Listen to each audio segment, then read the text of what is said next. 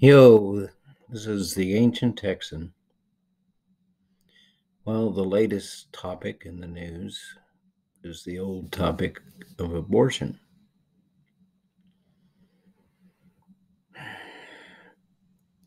I hear mostly the same rhetoric that I've heard, I guess, forever about abortion. Pro life, pro choice, anti abortion, pro abortion.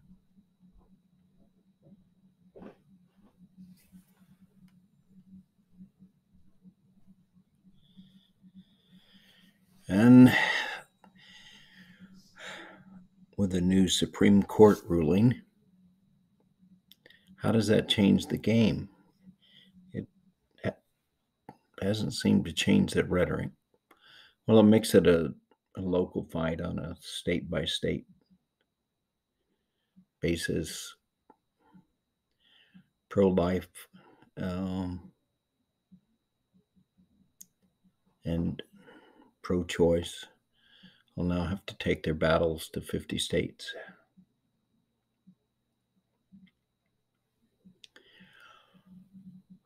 Women's right versus what the pro life people would say is baby rights, maybe.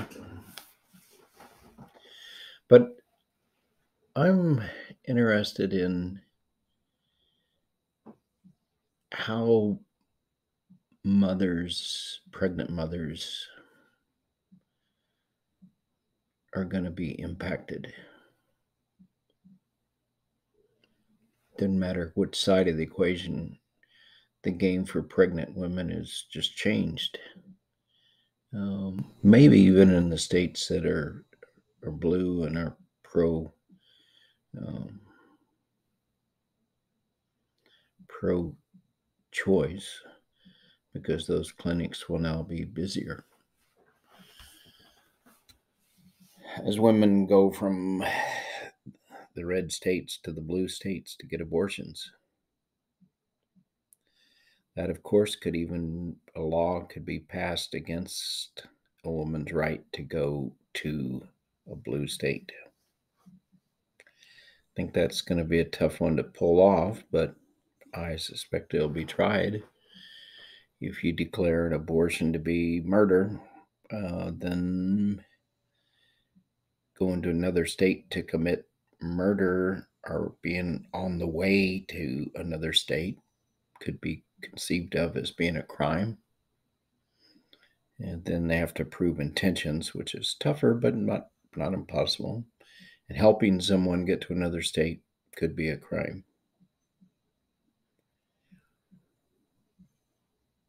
But what I find most disturbing, because I can actually understand the arguments on both sides and don't think we know what the essence of life is and when life really begins. I think that's the real question, and it's the impossible question at the same time.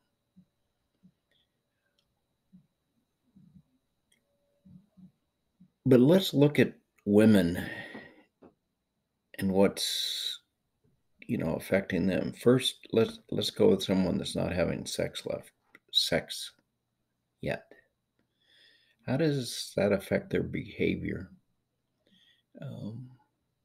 Knowing that abortion may not be legal in their state. How does the pro-choice and pro-life people now address this woman, and how does it affect their relationship? And if you want to look at birth control pills,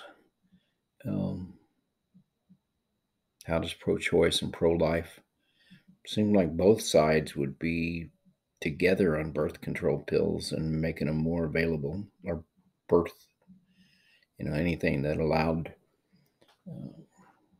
preventing unwanted pregnancies. Seemed like both sides could be able to get together and talk about that and realize that the girl that's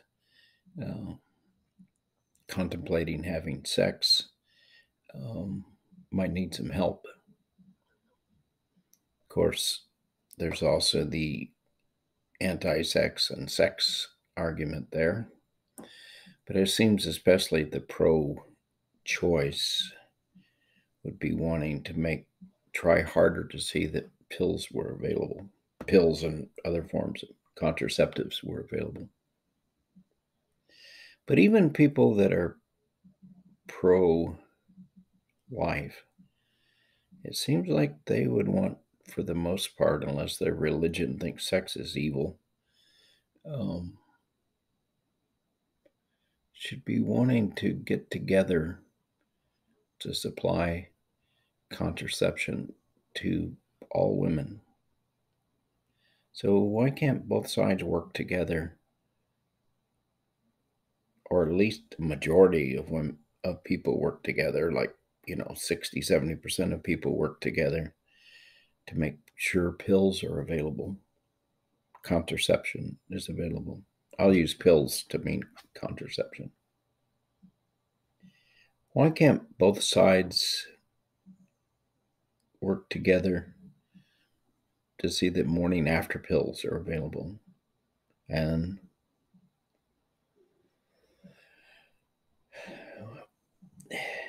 I guess there's a little controversy there too. And then if you go to the abortion pill, I'm sure it's going to be illegal to ship abortion pills into the red states. India's already pretty big into supplying those pills. They supply Viagra too, just to let you know. India does. At some reasonable price, like $1 a pill instead of $30 a pill in the US.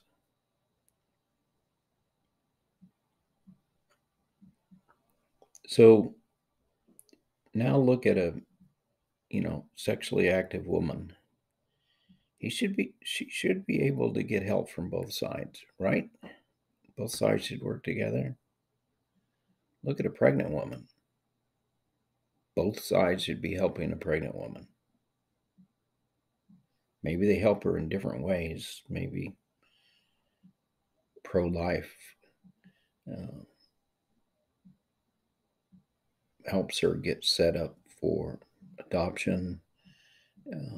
Maybe they help with resources like childcare, even more basic like formula and bait, and just general help being a mother, especially for unwed mothers or mothers that don't have the father helping. Both sides should be wanting to work together to get fathers helping, obligated to help.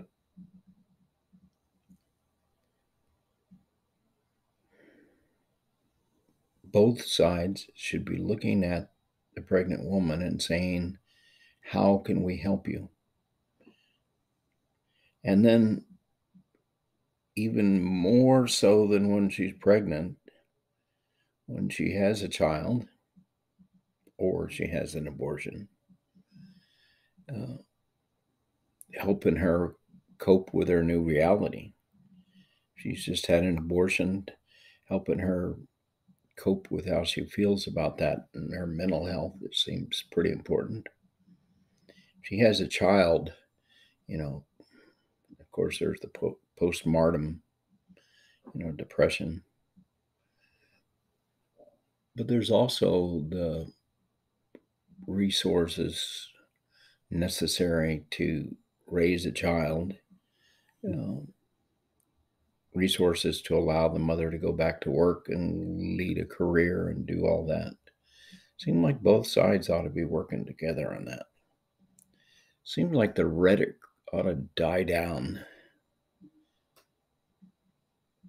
and somehow both sides should work together to help the mother and her baby. But I don't hear much talking about helping the woman that's involved in this argument. I hear a lot of talk about continuing the fight, and it becomes a black and white, pro-con fight, two extremes. I also don't hear much talk about not many people are completely against abortion. They say they may be against abortion, but then you ask them about exceptions, and they'll say, well, if the mother's raped or if the mother's life is in danger. Um, so maybe some, working together on exceptions and defining them and discussing them would be more fruitful than arguing about the two extremes of for or against. Like there's only you know two choices here. It sounds pretty nuanced. And shouldn't there be a lot more effort into thinking about, the whole spectrum of women that are affected by this, clear from, you know, single women that are not having sex to single women that are active to a pregnant mother or one that thinks she might be pregnant and getting, tests to a pregnant woman seeking abortion, to a pregnant woman seeking help with raising her child, to a single woman that has had an abortion, to a single woman that has had a child. I mean, there's a whole spectrum of women here that are affected, and there's actually um, maybe not as much, but it doesn't mean it's not important. There's a lot of guys affected that the girl they're been with is pregnant, and what are their rights and what are their obligations, and uh, what rights do they have on verifying the pregnancy and their role in it? What kind of help can they be given if they're not capable of supporting the baby and the mom?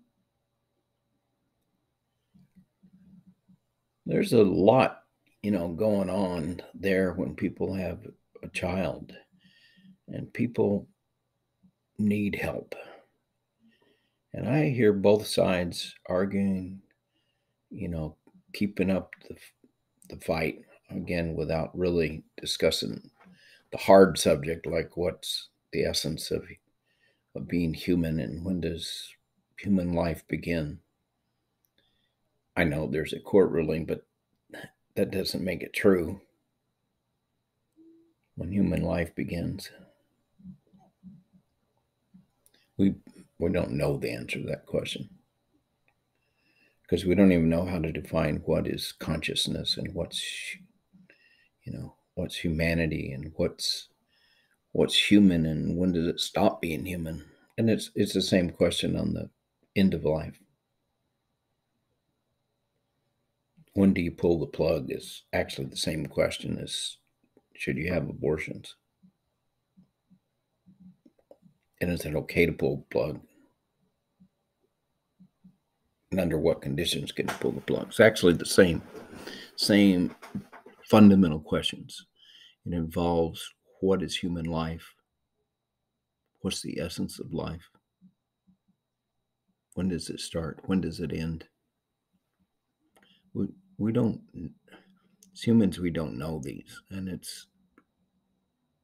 we've made arbitrary decisions about it, and we have beliefs, emotional beliefs at our core, one way or another. Um, it's not a logic thing at this point because we're not knowledgeable enough. We don't know enough. We haven't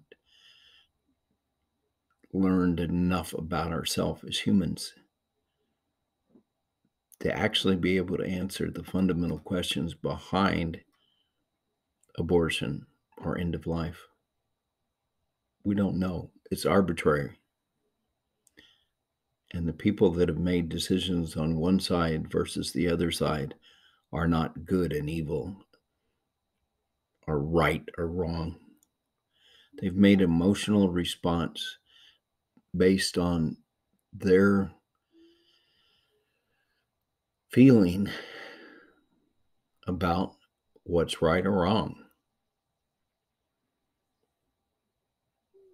And they have that feeling. They're not trying to hurt the other side. And we all kind of naturally line up on one side or the other.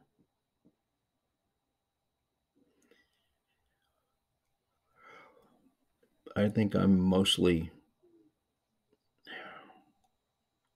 well, I say that I go back and forth because what we do at is when I say I'm against abortion, I immediately think of, a woman struggling that's pregnant and that her life is really being altered, and I think, oh, wow, that doesn't sound good. And when I say I'm pro-choice, then I look at a potential baby, a human never coming into the world, and the joy and stuff that it lost. And I'm someone that has trouble killing a spider. My emotional makeup doesn't like to put my dog to death even after he's 18 years old and can no longer stand up. Yet, on the other hand, I would like the ability to decide when I get to check out of life. Like, I have rheumatoid arthritis. The pain's manageable, but there's nights I lay in bed and it hurts a lot. To imagine if it stayed like that all the time, I think at some point, I would like the ability to push the stop button. But see, all those are not, um, they're all very self-centered based on my feelings. And in some way, they're based on my fundamental belief that there's probably no God. Although I think what I really think is that the logic side of me says that I actually have no, um, it's kind of above my pay grade. I have no ability to know if a superior being exists. He hasn't interacted with me, the best I can tell. I don't expect him to because I kind of don't think he's there. But that's kind of I should say, I don't believe he's there. I don't actually believe I have the tools to know. It's beyond my ability to know. And so all of this, the abortion and stuff, all comes back to an emotional belief structure that's we have, and I'm sure we've been influenced by those around us our whole life, and what other people say and do and feel. It all kind of impregnates us, and who knows how we come up with what we believe. But it's not pure logic. You can't get there with pure logic because you have to make some assumptions at the beginning of this logic journey. And that's a whole different subject. But we all, on both sides of the thing, have an emotional beliefs that make us feel that our position is right, whichever side you're on. And yet we paint the other side as right or wrong, good or bad, bad people, good people. Um, and that's all based on your belief about when human life begins, restricted, and when human life ends, and not stated very often, but what makes life human life. Like if I'm on a machine and being My heart's, there's a machine pumping blood around me and my brain's turned off. Am I alive? Most people say, no, you're dead. But how much cognitive ability do I need to still have to be considered alive?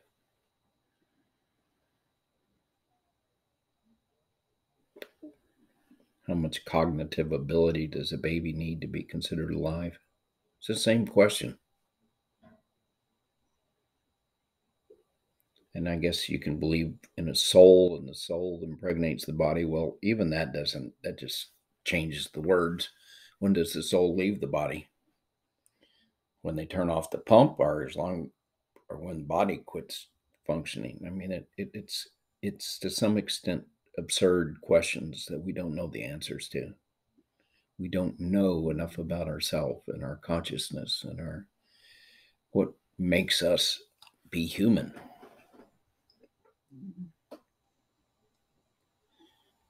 Um, my daughter just had a baby.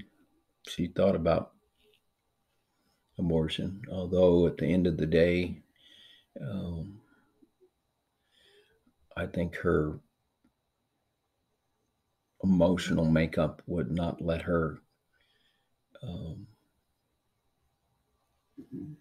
consider an abortion. I think at some fundamental level, she thought that was wrong. Um, that's her choice. And I don't think she would put her choice on someone else. But, if you believe it's killing a baby, then it actually makes sense to try to stop other people from doing it.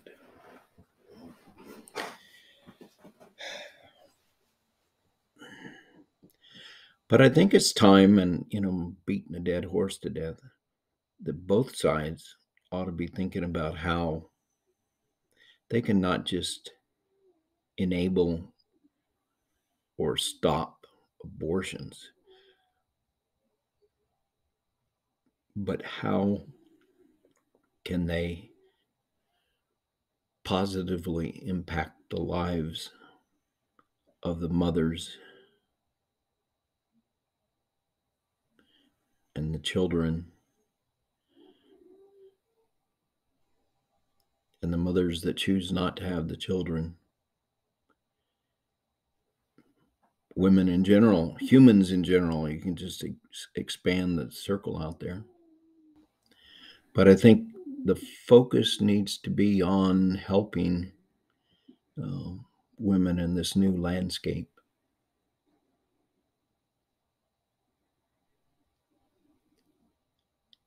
And where I'd really like to see the amount of help picked up would be helping mothers with new children and helping them with childcare. It is really expensive, hard to come by, and it limits women's ability to go on with their lives, uh, and it limits their ability even to take care of their children. I would like to see the focus of the abortion crusades be focused more on new mothers and new children, and how do we ensure that all of them are getting um, taken care of. That's where I'd like to see a lot of the discussion, but nobody's asking the ancient Texan. But it's my podcast or whatever. Oh, by the way, I'm now putting this out on YouTube under Ancient Texan. And then I plan to take this same podcast and load it onto my Ancient Texan podcast. And it'll extract the voice. So there's a a visual version of this if you're one of my few podcast listeners.